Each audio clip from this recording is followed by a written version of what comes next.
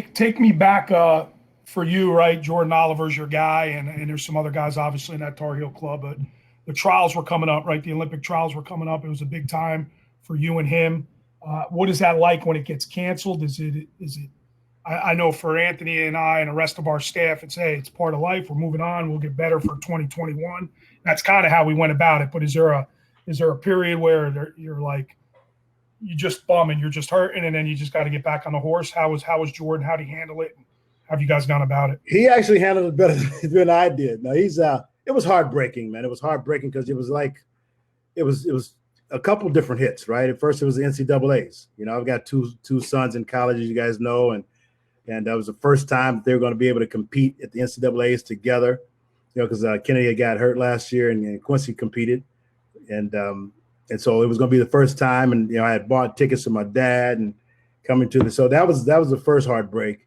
And then, of course, we were just waiting, and knew that we probably weren't going to survive it. But then when the trials got canceled, then it was a double whammy, because we had, of course, we put the time in, and I've never seen him. I've been around Jordan since he's a sophomore in college, and I've never seen him this focused, this on point. And he was healthy, weight was under control, and so he was ready, man. He was ready to do his thing. He's ready to perform. I mean, he's been performing well anyway, and from the last tournament in Paris, he jumped levels. He jumped another level, and so he was ready. And so that was heartbreaking to see that kind of work that we put in, and being that prepared. I just can't imagine. I think back to my career. I wrestled 4 NCAA tournaments, didn't miss a one.